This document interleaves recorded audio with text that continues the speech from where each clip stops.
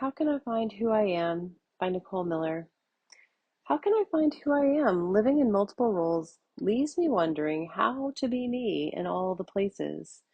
Ever since I exposed my truth about what my ex-husband said in my last post, it's been bothering me that maybe I don't know who I am.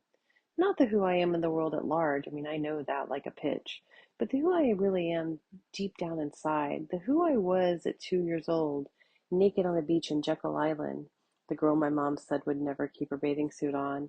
I want to know that girl. And funny enough, my friends might say they do know her. Who is that 2 year old girl with the added 50 years of experience on top of her core personality? Who would that girl be? She is who I want to know, and she is my core.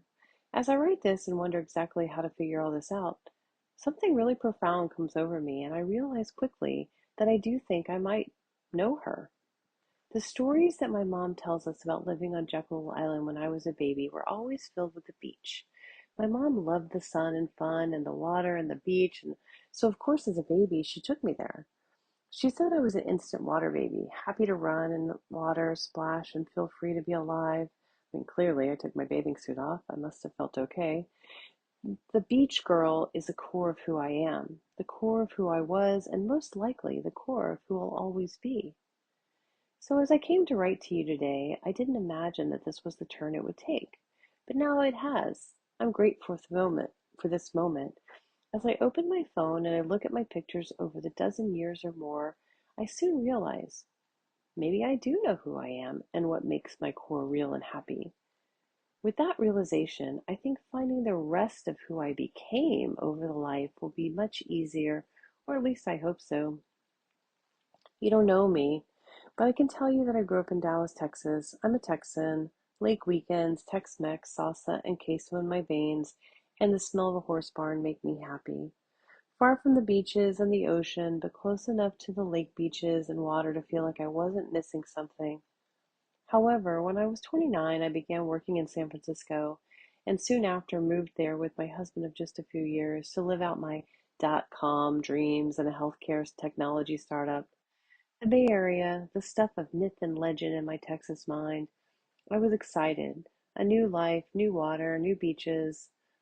Despite being very cold, still beach, still water. The girl from Dallas met San Francisco with all that she had and all that she was. A sweet, mild, funny homemaker at the heart, technical operations by day type of girl.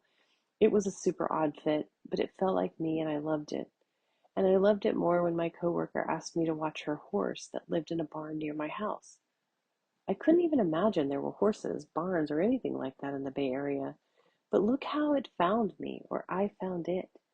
I'm seeing that who you are finds you where you least expect it, no matter what. I've only scratched the surface here today, but I'm happy where this post has taken me and where it's going, and the realizations we just made together. There's more to my story that I will share someday, as my life will lead me from San Francisco, well, Texas, to San Francisco, to Gainesville, to Tampa, to Portland, Oregon, and back to Florida. But these are all just places, and I really wanted all along was to find me. And I think I'm closer than I've ever been. And most likely, no matter where you find me, it'll be on a beach.